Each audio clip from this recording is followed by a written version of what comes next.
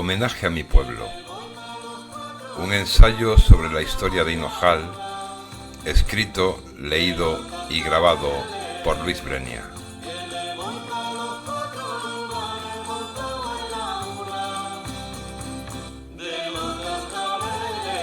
Homenaje a mi pueblo. Dedicado a todos los hinojaliegos e hinojaliegas nacidos y por nacer, y también a los que ya no están entre nosotros.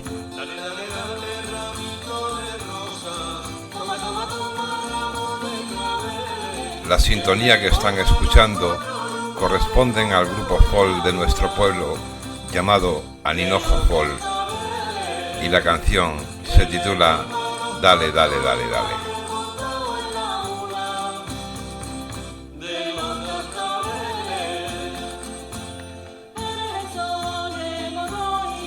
Homenaje a mi pueblo.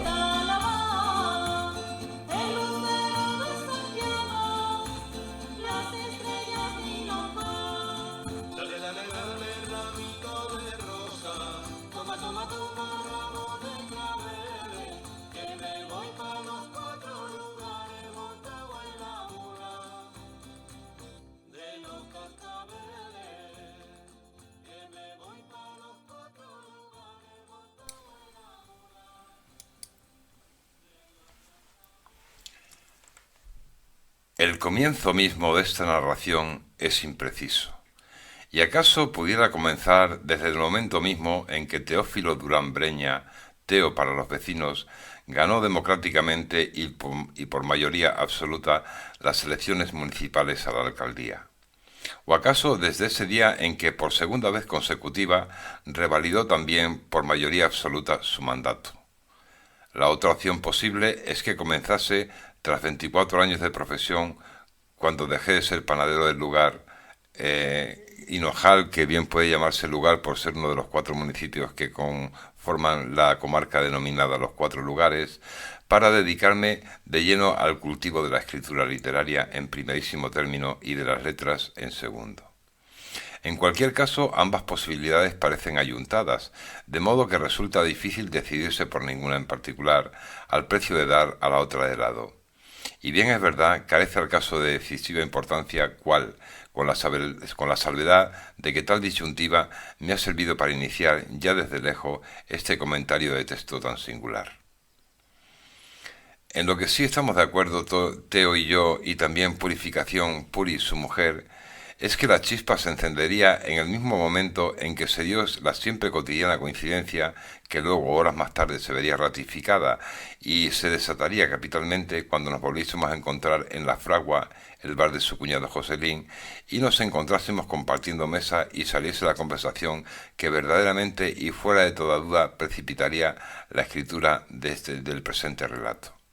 La siempre cotidiana coincidencia venía diciendo de que me sorprendiesen sentado a solas en ese banco que cae hacia mitad del camino del cementerio, que por cierto tiene una tabla rota que como alcalde Teo prometió allí enmendar, tomando mis notas literarias, como pudo acertadamente suponerse, en mi inseparable libreta de rescates inspirativos de emergencia que pueden sorprenderme en cualquier momento y lugar.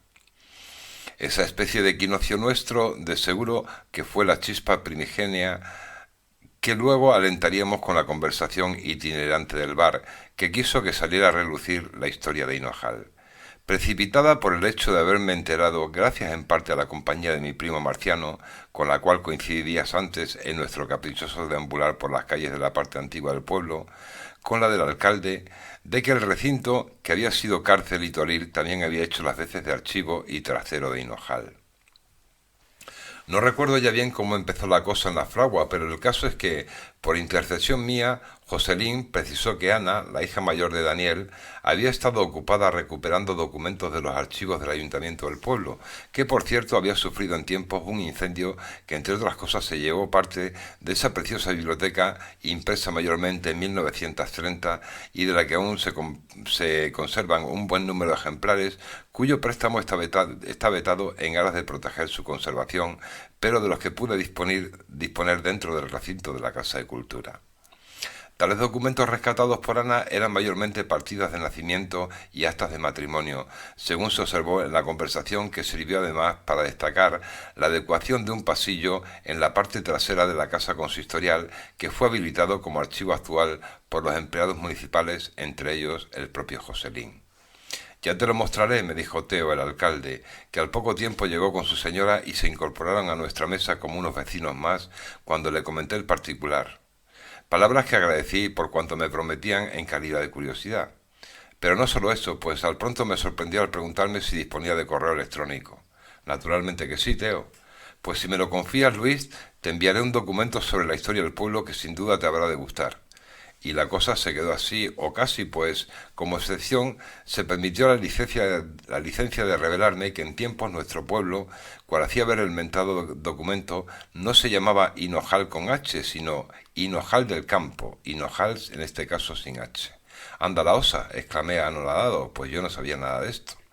Entonces me explicó que tal documento se lo había facilitado el presidente de la Asamblea de Extremadura, el excelentísimo señor don Fernando Jesús Manzano Pedraza, a título de aportación y curiosidad sobre la historia de la tierra que nos vio nacer y que databa de 1790, aunque no me supo decir de dónde había extraído el mentado donde había extraído el documento del mentado político. Todo esto, no se me olvidará, ocurrió la noche del sábado de carnaval, pues al pronto llegaron algunos jóvenes alpistados, como José Mari, el del Jenny, Pedro, el hijo de Esteban, y su novia Vanessa, que estaba de lo más sobria, y otros más jóvenes que al igual que Vanessa tampoco habían bebido, cual fue el caso de David, el hermano de José Mari, Pedro, el primogénito de Pedro Jesús, el anterior teniente alcalde, y Alexander, el hijo de Pablo y Begoña, que se empalancaron en otra mesa aparte. Y entre las bromas y las risas oportunas se nos terminó la conversación, que pasó a cumplir colectivamente con otros más ocurrentes estadios. José Mari, que es concejal, estaba gracioso de veras, y Pedro, el novio de Vanessa, no hacía otra cosa que pincharle y pincharle al son de la guasa con la que le iba a montar Alba a su novia cuando llegare y la encontrase en tan cocido estado. Bromas no más, pues al rato se presentó Alba, tan encantadora como siempre, disfrazada ocurrentemente de fregona. Y luego María, Mariani y Guadalupe disfrazadas conseguidamente de gatinas, que gracias a sus tan originales y conseguidos maquillajes las hacían parecer felinas de verdad. Seguidamente llegó mi prima Teresa en compañía de su hija María, mi sobrina, que flipó de lo lindo conmigo cuando bajé a por alguna de mis novelas para mostrársela y le presté un coche de la hostia. Y para su más completa sorpresa le regalé el borrador de Evangelio Confidencial de un obrador bipolar, habida cuenta de su interés por aprender cómo se hace el pan.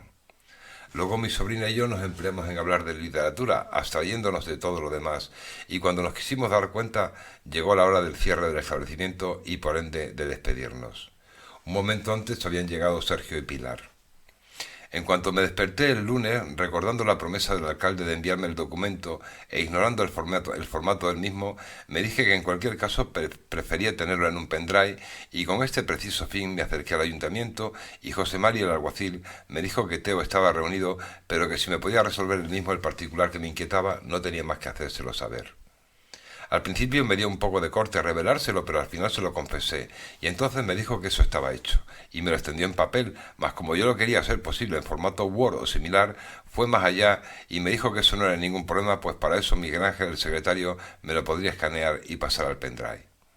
El caso es que para mi sorpresa Miguel Ángel ya había recibido la indicación del señor alcalde de enviarme el documento, aunque todavía no lo había hecho, y cuando le referí mi preferencia de tenerlo en mi memoria fue la más de fácil, puesto que lo tenía en archivo PDF y así no tardó en trasladármelo y Santas Pascuas.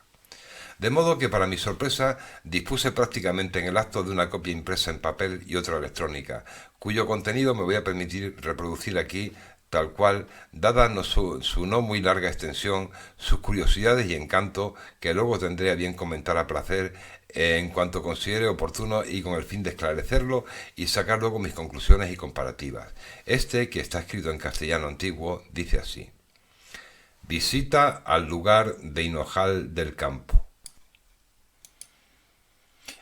Este pueblo es aldea de la villa de Garrobillas de Alconétar, de la cual dista 3 leguas, y de Cáceres, a cuyo partido pertenece, 5 de la ciudad de Coria, de cuya diócesis es 6. Confina con la reyerta que media entre pueblo y la villa de Talaván, y es terreno común a ambos y en que ejercen jurisdicción privativa sus alcaldes por el oriente. Por el poniente confina con Garrovillas y tiene legua y media de largo su término por esta parte. Por el mediodía confina con Santiago del Campo, aldea también de Garrovillas, a quienes separan el arroyo llamado de Talaván, y desde este hasta el río Tajo, a donde llega por el norte hay una legua escasa. Es de dominio temporal del duque de Frías como conde de Alba del Liste. No hay en este pueblo noble alguno, pero no es behetría.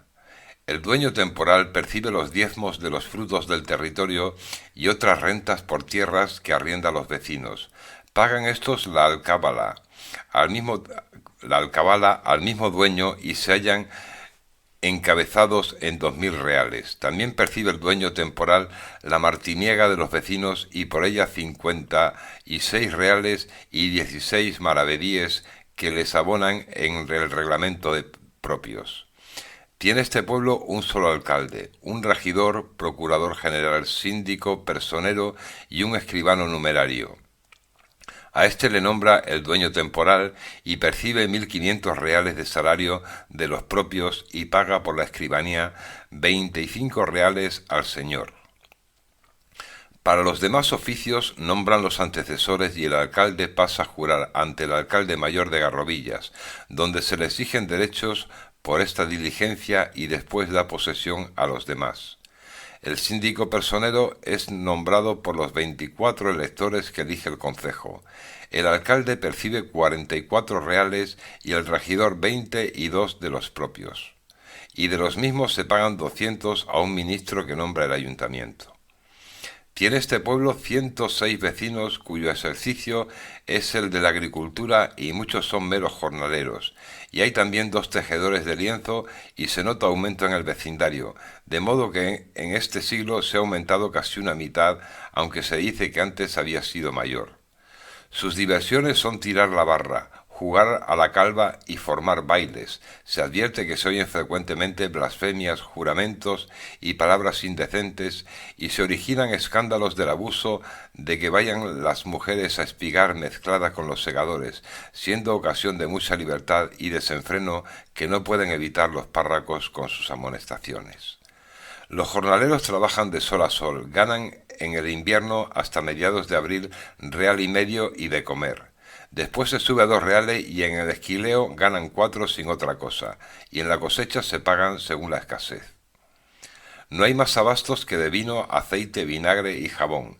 Este se halla arrendado en 200 reales y aquello los administra la justicia. Los pesos y medidas son los mismos que lo de Garrovillas, arreglados al marco de Ávila. Hay pósido que se dice está corriente, y en la misma casa se celebran los ayuntamientos, en cuya pieza hay un archivo en que están los papeles del pueblo, pero no con la formalidad y distribución de llaves que corresponde. En la misma casa una pieza sirve de cárcel. No hay en este pueblo registros de protocolos de escribanos antiguos ni otros, que los de Josef, Bazo y Vélez, antecesor del actual. Tiene este lugar una competencia con el alcalde mayor de Garrovillas, sobre que éste no se mezcle en el repartimiento de tierras en sus dehesas de pasto y labor, ni otras, sino que se debe acudir al consejo. Y no hay otro pleito civil. Ante el referido alcalde mayor de Garrovillas pende causa criminal entre Juan Bemal y Juan Barco sobre pendencia. Algunas calles de este pueblo son regulares, llanas y bastante anchas, pero otras, por la colocación de las casas, no guardan orden alguno. Hay una plaza mayor de lo que corresponde al pueblo, en la que se halla la ermita de Nuestra Señora de las Batallas. No hay mesón ni posada, y aunque este pueblo no es carrera real, el que hay de él hasta las villas de Garrovilla y Talaván tiene malos pasos que se pueden reparar fácilmente. No hay ferias ni mercado ni comercio alguno, y solo 2 telares de lienzo. Los propios de este pueblo exceden algo de 6000 reales, que consiste en la venta de las hierbas y una dehesa que tiene 8 cuartos y se arriendan a los vecinos para pasto y labor. Es preciso advertir que los pastos se tasan con arreglo al real orden y suele ejecutarse esto por los mismos que lo han de arrendar, y lo peor es que en lo que en este pierden los propios, que es mucho, en los más de los pueblos solo sirven de enriquecer a los más poderosos sin que llegue cosa alguna a los que son pobres. Se haya encabezado este pueblo por penas de cámara en 44 reales, han valido el último año al pueblo 98. Tiene pósito como queda indicado y su fondo son 1.960 fanegas de trigo y 287 reales, 13 maravedíes en dinero y parece estar corriente. Tiene ordenanzas el pueblo, pero sin uso, ni otra aprobación que la de su dueño temporal, su fecha en 1515. Tiene solo una parroquia y la iglesia está fuera del pueblo. Es bastante capaz. Su titular es la Asunción. Es de patronato libre presentación del conde de Alba de Liste. En la sacristía existe un archivo con bastante resguardo en que se conservan libros desde el Concilio Tridentino. El cura percibe 100 ducados que le paga el dueño temporal como preceptor de los diezmos y pende en la cámara expediente sobre haberle señalado el ordinario 300 ducados. La fábrica de la iglesia se halla dotada con las primicias que se reducen a una fanega de cada vecino que llega a coger 12 de trigo, cebada y centeno, y se regula por un quinquenio su renta anual en 2.000 reales, del que debe pagar el sacristán, candelera o barrendera, cera, aceite y subsidio. No hay cementerio ni necesidad de él por ser su iglesia capaz, hallarse en sitio ventilado y algo separado de la población y ser esta corta. En este pueblo se hallan fundadas 2 capellanías, que según relación de los vecinos son incompatibles con el beneficio curado, por lo que los fundadores quisieron que hubiese otro eclesiástico en el pueblo, y dicen que asciende su renta de ambas a 1.500 reales, pero el párroco que las disfruta actualmente minora mucho su renta y solamente dice que cada capellanía tiene carga de 9 misas, que de la una es patrono el cura y de la otra el alcalde, y su renta en la mayor parte consiste en encercados de pan, llevar y un huerto para hortalizas, y no hay otro beneficio, hospital ni obra pía.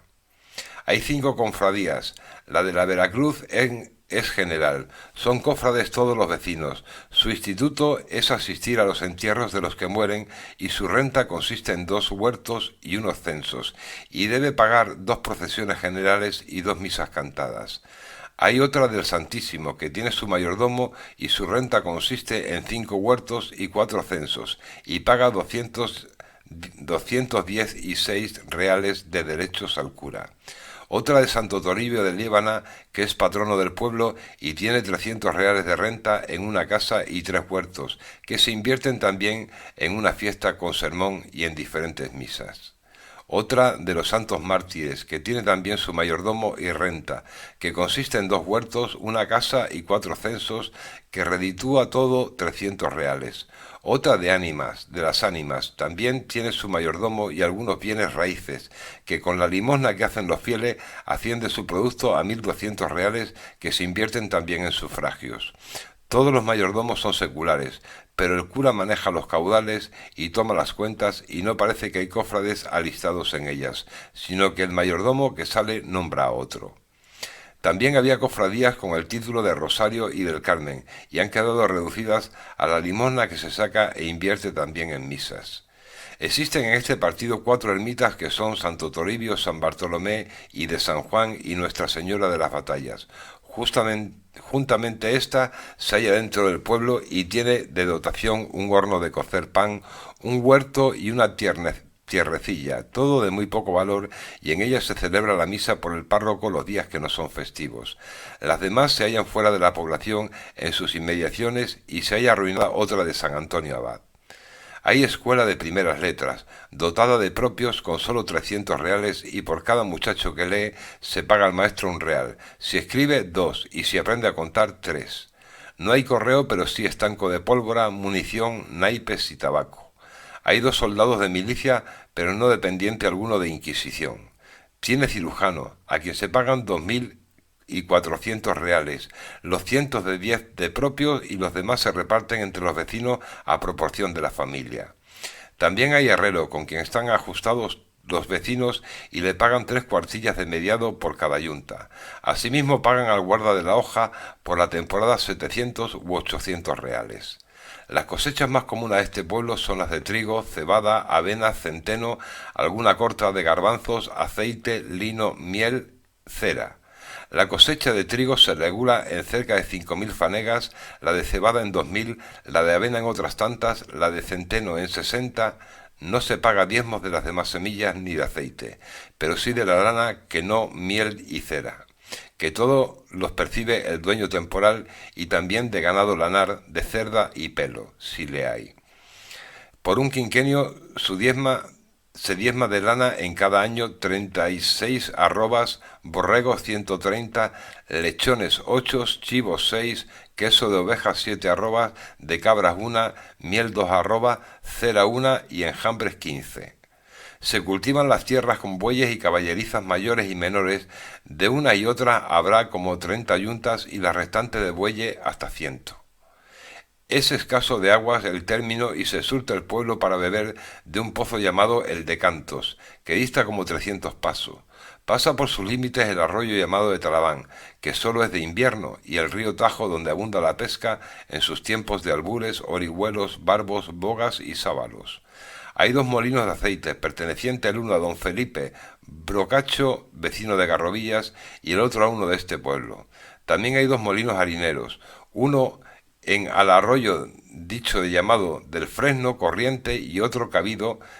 También se halla otro en el arroyo de Talaván, y son vecinos de este pueblo, que concurren a moler por lo regular a 2 aceñas que se hallan en el Tajo, una en el término de este pueblo, que es de Agustín Caballero y consortes, otra en el de Casas de Millán. Existe en término de este pueblo una partida de viñas que están abandonadas y se pudieran ampliar para que tocasen parte a los que no la tienen.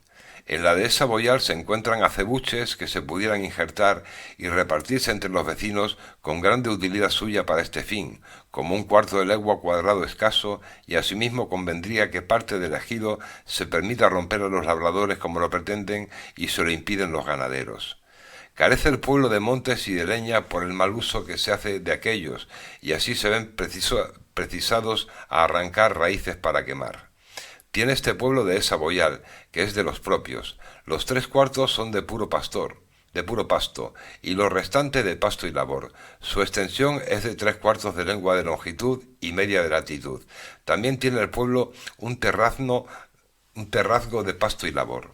El dueño temporal tiene en este término una dehesa llamada Casasola, que es de pasto y labor, en la que hay indicios y tradición de haber sido pueblo y anejo de este, sin que se descubra ventaja en que se volviese a poblar. La caza es escasa y solo hay conejos, liebres, perdices, y en los riberos se dejan ver algunos jabalíes y lobos. Tendrán los vecinos como 900 colmenas en su término y en los comunes, y no hay más porque se teme a los rateros. Se alimentan de la flor de tomillo, retama, escoba y jara por lo común. El ganado lanar se regula en 4.700 cabezas, el cabrío en 400, el vacuno en 300 y el de cerda en 200.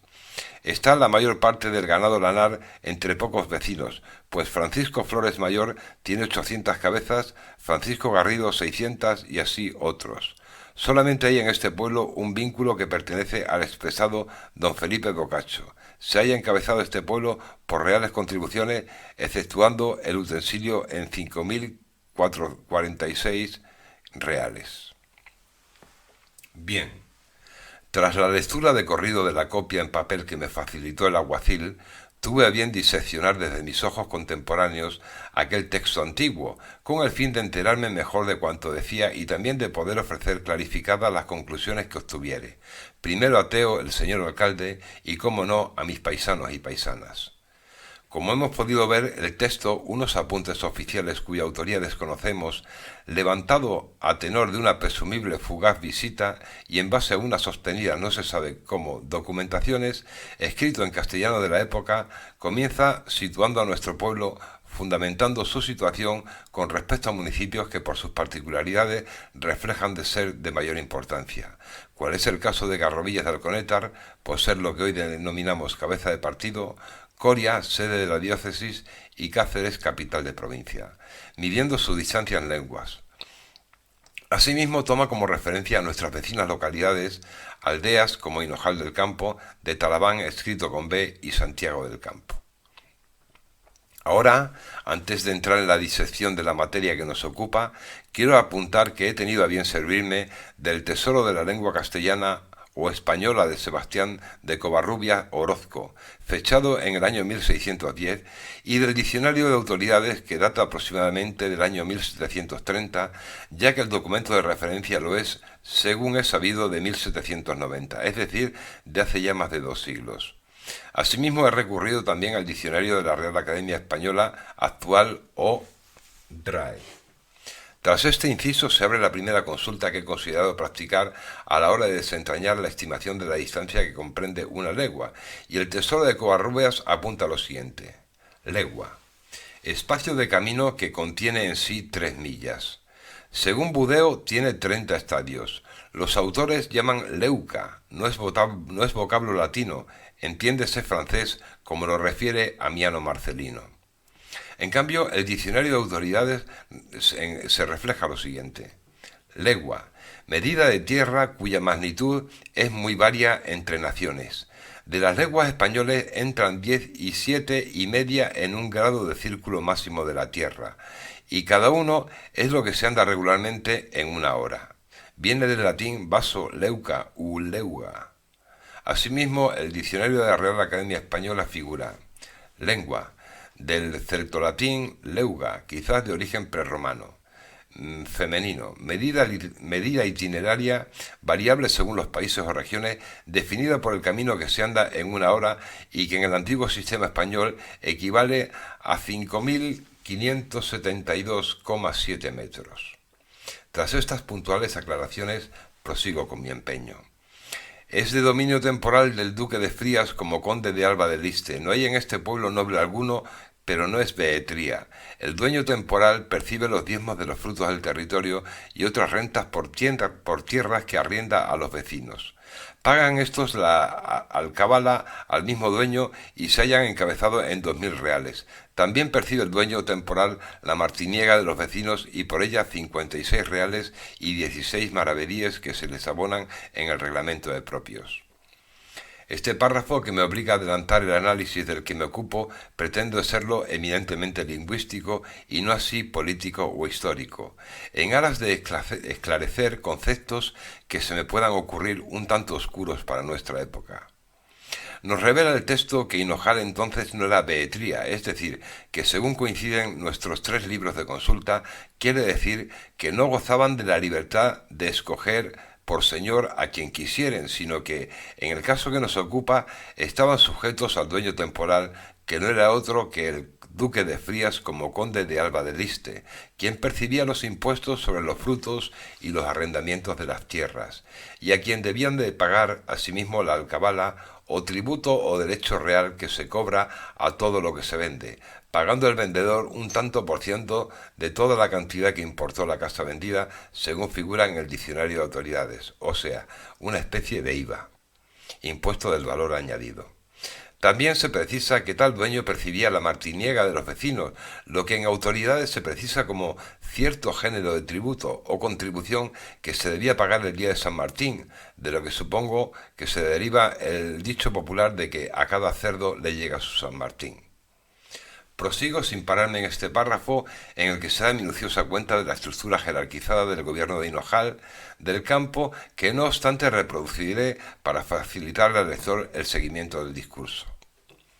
Tiene este pueblo un solo alcalde, un regidor, procurador general, síndico, personero y un escribano numerario, que a este le nombra el dueño temporal y percibe 1.500 reales de salario de los propios y paga por la escribanía 25 reales al señor. Para los demás oficios nombran los antecesores y el alcalde pasa a jurar ante el alcalde mayor de Garrovillas, donde se le exigen derechos por esta diligencia, y después da la posesión a los demás. El síndico personero es nombrado por los 24 electores que elige el concejo. El alcalde percibe 44 reales y el regidor 22 de los propios, y de los mismos se pagan 200 a un ministro que nombra el ayuntamiento. Continúa el cronista dando cuenta del censo de la población, 106 vecinos, aunque precisa que en el pasado fue mayor y sus medios de vida, el ejercicio de la agricultura, muchos en calidad de meros jornaleros y la excepción de 2 tejedores de lienzos. Y ahora viene lo bueno, sus diversiones, tirar a la barra, jugar a la calva y formar bailes. Llegados a este punto, merece que nos detengamos de nuevo a desentrañar en qué consistían esos 2 tipos de juego y que de nuevo nos los desvelará el diccionario de autoridades.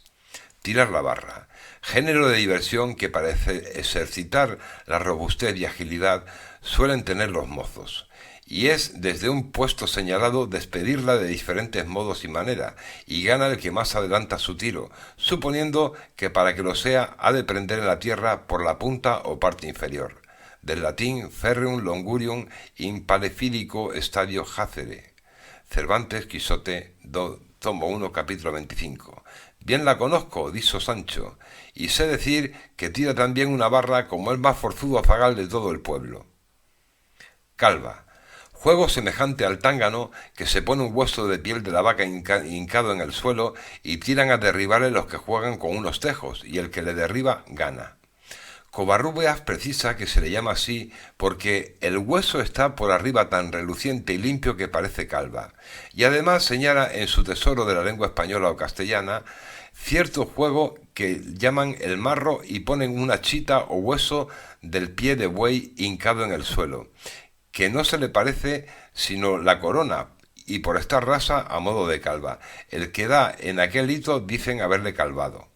Una vez visto cómo se divertían nuestros antepasados, llega esa aclaración que no tiene desperdicio ni merece mayor comentario, que reza: se advierte que se oyen frecuentemente blasfemias, juramentos y palabras indecentes, y se originan escándalos del abuso de que vayan las mujeres a espigar mezcladas con los segadores, siendo ocasión de mucha libertad y desenfreno que no pueden evitar los párrocos con sus amonestaciones.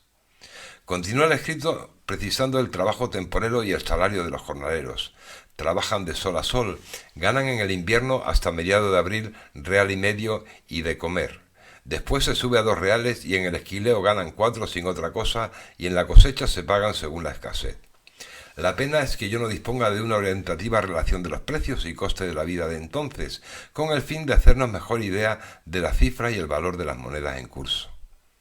Seguidamente, el cronista da cuenta de ciertas infraestructuras del pueblo, entonces aldea, señalando que no hay más abastos que de vino, aceite y vinagre y jabón. Este se haya arrendado en 200 reales y aquellos los administra la justicia. Los pesos y medidas son los mismos que los de Garrovilla, arreglados al marco de Ávila. Hay pósito que se dice que está al corriente, y en la misma casa se celebran los ayuntamientos, en cuya pieza hay un archivo en que están los papeles del pueblo, pero no con la formalidad y distribución de llaves que corresponde.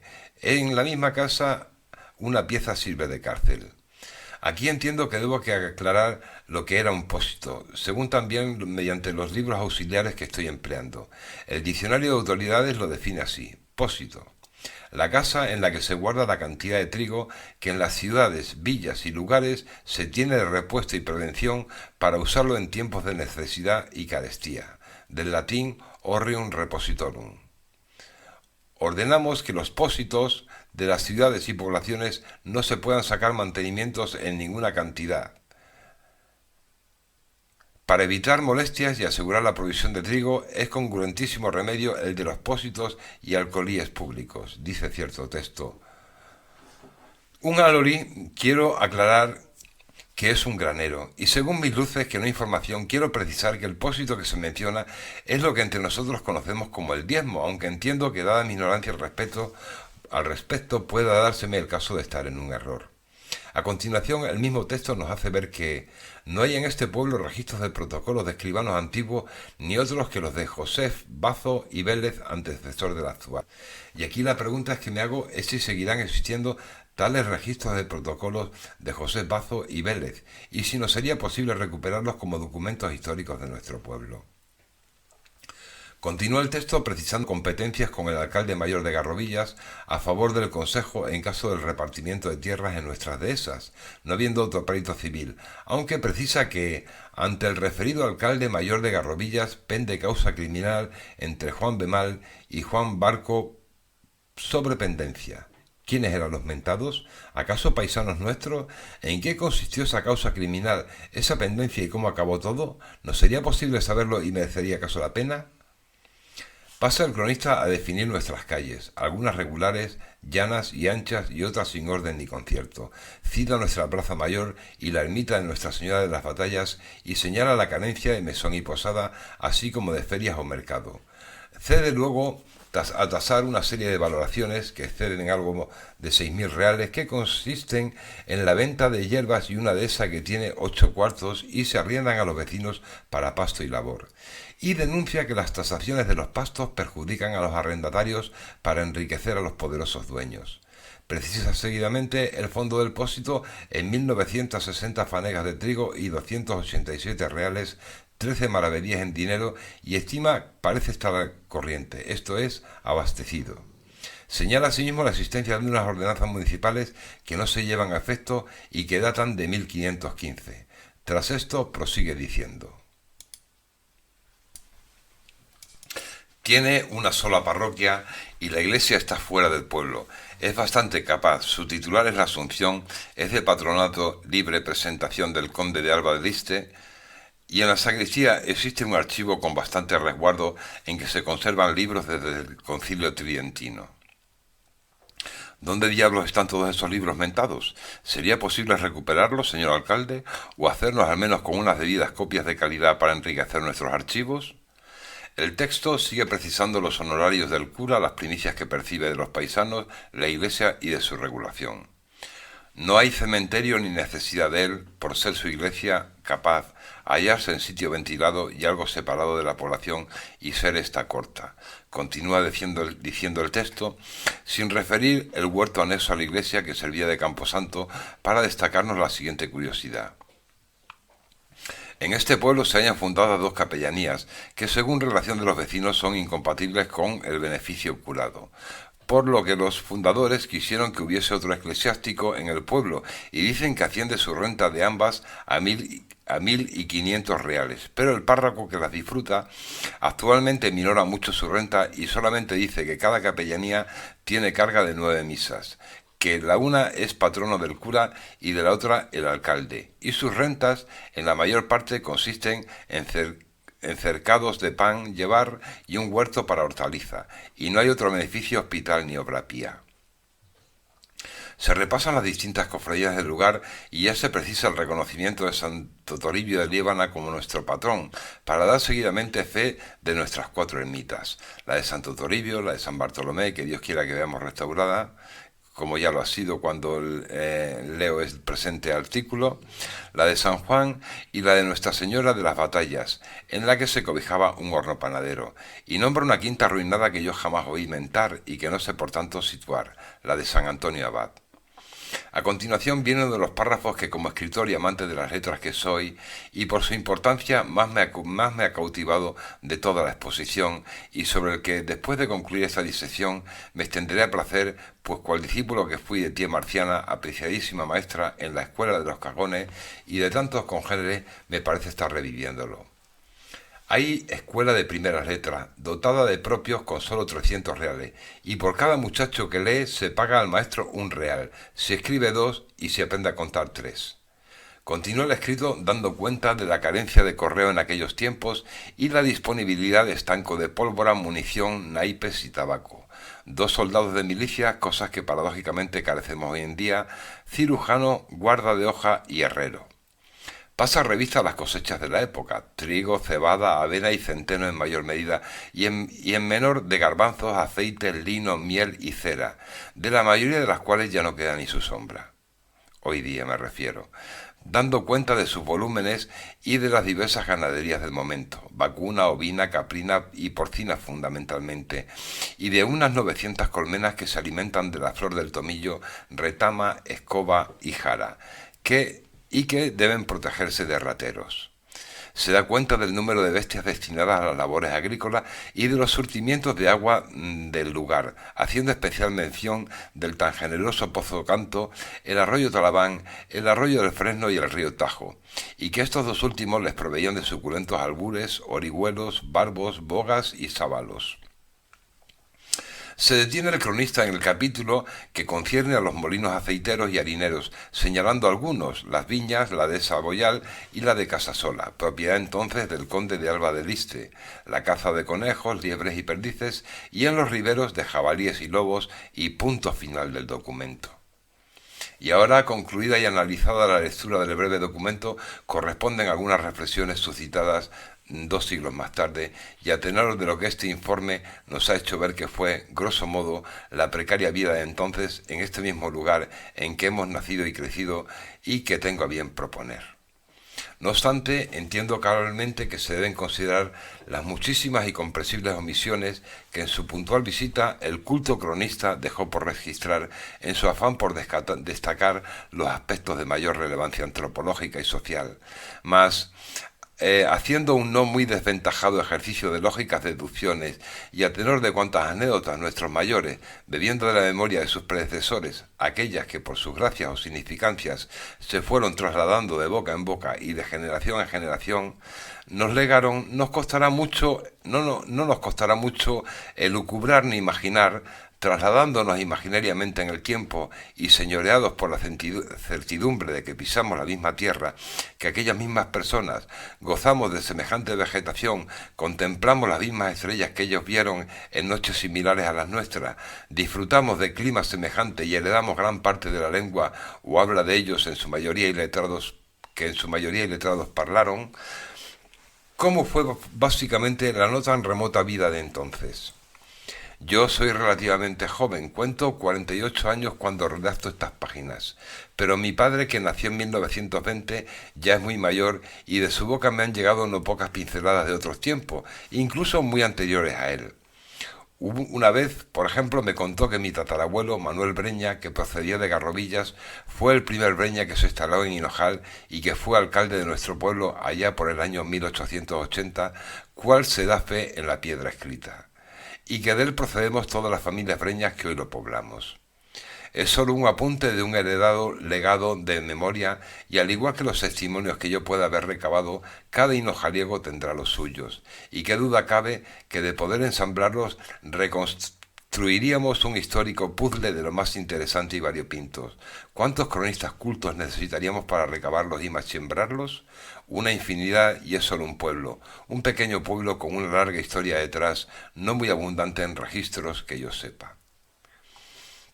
Supongo por mi cuenta y riesgo que el culto cronista sería enviado por su señor o la pertinente autoridad y que para levantar su informe su contacto se trabaría con el entonces alcalde y sus más inmediatos subordinados, que le servirían en bandeja las informaciones que él había venido a buscar y que tal vez, satisfaciendo su curiosidad, le propondrían otras de corte anecdótico que él tuvo a bien registrar, como por ejemplo el párrafo de los juegos con que nuestros paisanos se entretenían, corrientes en aquella época, o el flirteo que los espigadores y las espigadoras se traían y que el cura no conseguía reducir con amonestaciones, así como los estímulos que se concedían al maestro por los progresos de sus alumnos y que, por no poder aguantarme ya más, seguidamente trataré cual se me antoje. ¿Cómo sería la escuela de entonces de Hinojal? ¿A qué edad acudirían los críos y a cuál la abandonarían? Supongo que entonces no había pizarras semejantes a las que hemos conocido.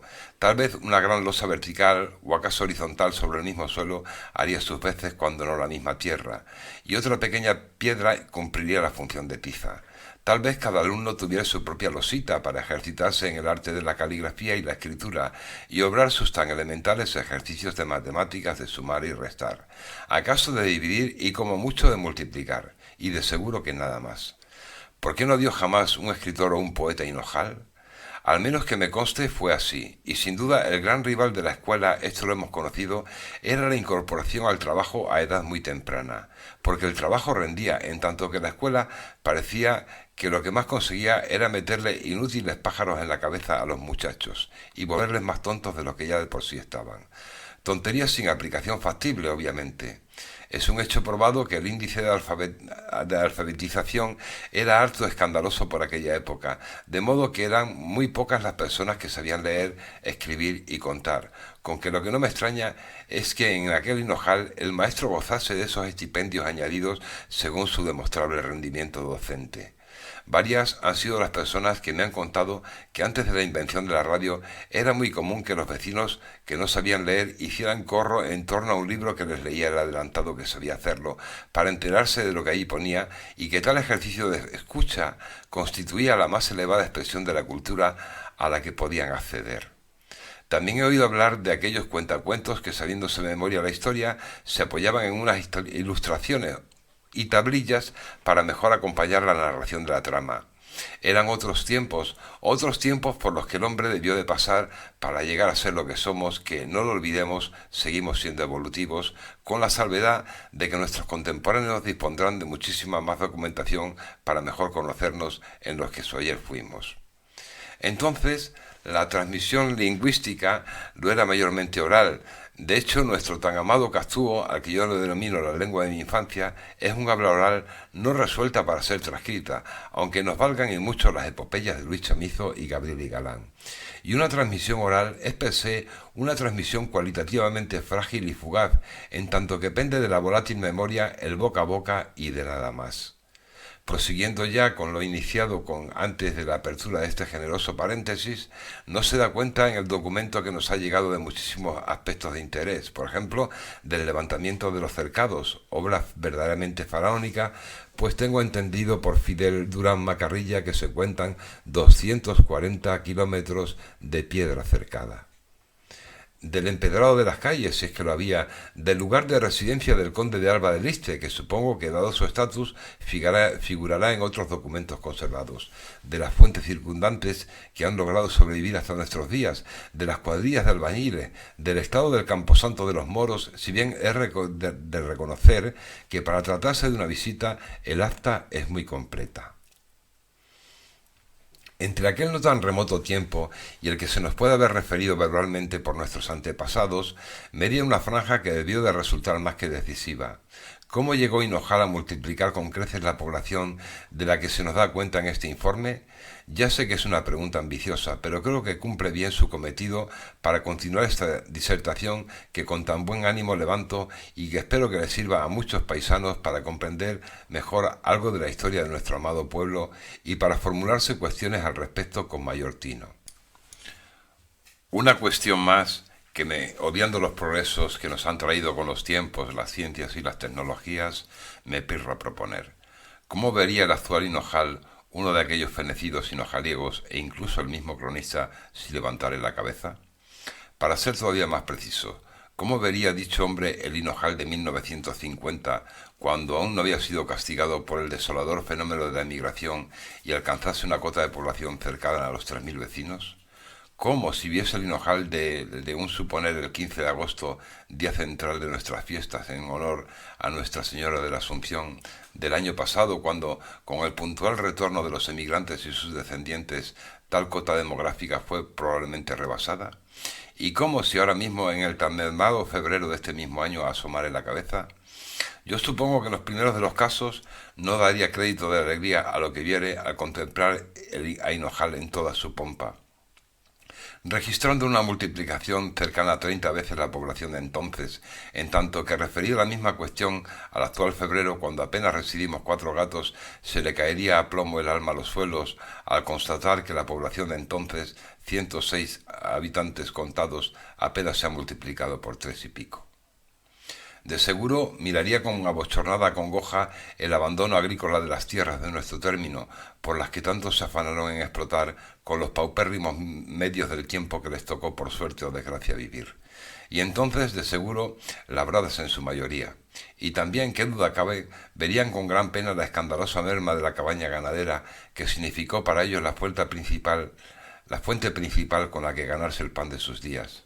Celebraría asimismo y de seguro con gran aparato esa incorruptible hermandad que nos profesamos como paisanos, ese vibrante espíritu que aún en nuestros días distingue a Hinojal, en el que los vecinos, amén de las particulares diferencias, casi nos tratamos como hermanos, y la desgracia de uno es congoja para los demás, y las buenas de aquel son dichas para todos. Se llevaría de seguro las manos a la cabeza de pleno asombro al ver a todos los niños escolarizados y sabiendo mucho más de lo que a él les fue dado a aprender jamás.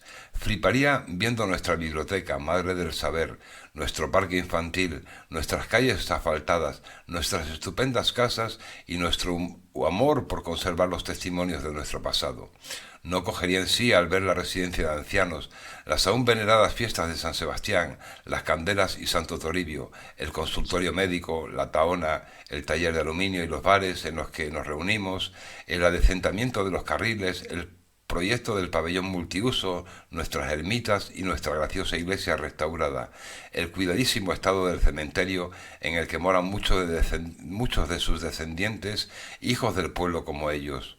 No cogerían de gozo en sí al ver los modernos establos, la báscula y los cobertizos, la flora y la fauna, la autovía y la casa consistorial, los transformadores, la red eléctrica y el alumbrado, las adecentadas viviendas y los aparcelamientos, la conexión wifi, la antena de telefonía, la megafonía, el depósito de agua, la red de abastecimiento público de aguas y la de alcantarillado, la oficina de correos, el almacén de componentes eléctricos y el de revestimientos, la carpintería, la peluquería, los diferentes huertos, la piscina y las instalaciones deportivas, la casa de cultura, la pista de verano, el viejo cine a tiempo cerrado, esplendor de otra época, las casas rurales, las 3 tiendas de comestibles, la parada de autobuses, el hogar del pensionista, las escuelas, la imprenta, nuestros bares, el taxi, los tinados, la red de abastecimiento de aguas, digo de nuevo, la caja de ahorros, el servicio de recogida de basura, la farmacia, el mercado de los sábados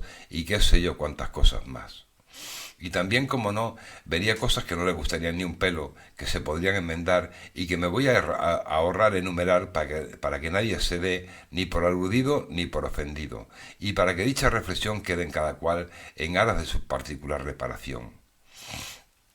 Vería también este texto terminado, las pinturas de Jonás, el Bartolomé de Evaristo, las fotografías y grabados de su hermano Vidal y las de mi sobrino, las creaciones cerámicas de Pedro Burgos, las comedias que se representaron, la banda de cornetas y tambores, las milagrosas curaciones de Cupío, las novelas de mi primo Marciano y las mías propias, las tan originales figuras de madera de Leuterio, que en paz descanse, las maquetas de Santiago, los goles de Víctor, las incansables lecturas de mi padre y también las más comedidas mías. Celebraría a esos autores tan hinojaliegos como son Justo Macarrilla Díaz, con sus paisajes y costumbres tradicionales de Hinojal, Simeón Molano Hurtado con su historia de Hinojal y árbol genealógico de sus apellidos y sus documentos para la historia de Hinojal, y Fidel Durán Macarrilla con su celebrado Yo también soy inmigrante y cosas de mi pueblo de pronta aparición.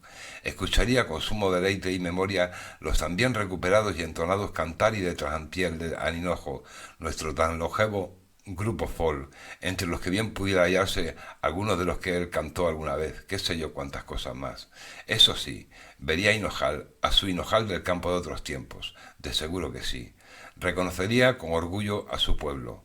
Por lo demás, y para finalizar ya en lo que me corresponde, quiero agradecerle en primer lugar al alcalde, es decir, a Teo, la deferencia que tuvo al facilitarme la copia del comentado informe de 1790, al presidente de la Asamblea de Extremadura, que tuvo el primor de extendérsela a él, y al resto de mis paisanos hinojaliegos, el amor que, cual si se tratara de una bella flor, le profesan incondicionalmente y a diario a nuestro pueblo, cuna de tanto y promesa de más.